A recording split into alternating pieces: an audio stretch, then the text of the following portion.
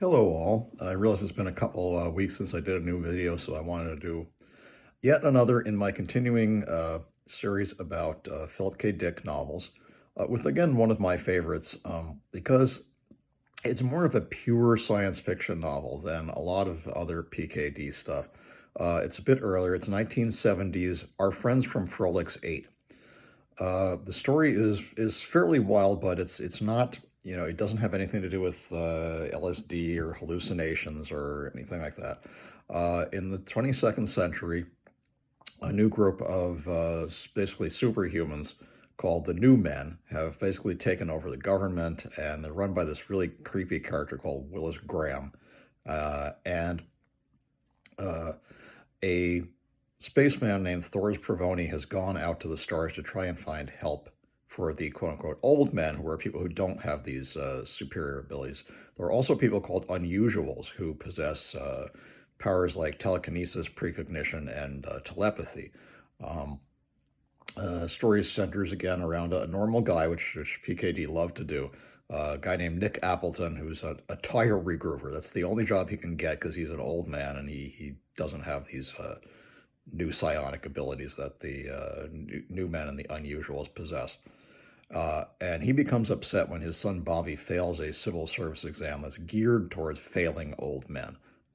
It's deliberately made so tough that someone who doesn't have these expanded brain capacities can't pass the test. So he's upset now, and he takes up with a rebel named Charlie Boyer, who is 16. I think that's a little, I think at the time even I found that a little cringy. But anyway, she's again another example of the dark-haired girl who PKD was somewhat obsessed with, and who may have been a reflection of his dead twin sister Jane. And he goes, he finds out, Appleton finds out that Graham Wilk also kind of has the hots for this girl Charlie, and is trying to protect her from his evil machinations, and also to free a rebel prisoner named Cormac,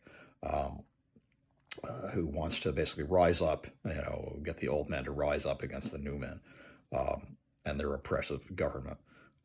There's really very little chance of doing this unless Thors Pravoni and his ship called the Gray Dinosaur returns to Earth with alien help. It turns out that Pravoni has in fact found alien help in the form of a creature called Morgo Ron Wilk. That's Morgorahnwilc, who is a sort of protoplasmic entity, kind of like a big amoeba.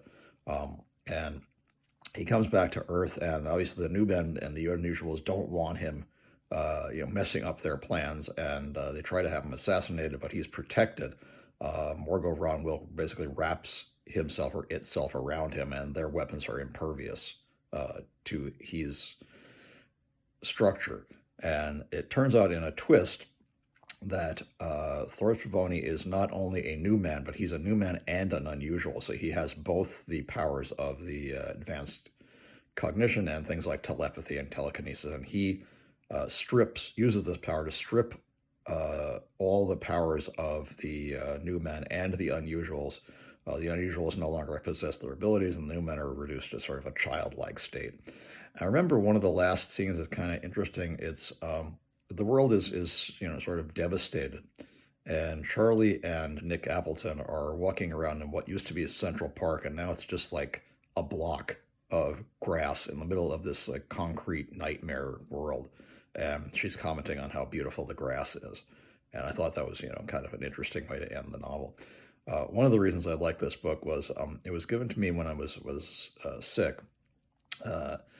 I used to go to a doctor. I had to go to the next town over, Closter, New Jersey, because Hallworth didn't have a doctor. And also, there was a bookstore next to the doctor's office, so I got to go in and after I saw the doctor, I got to go in and buy this book with my allowance.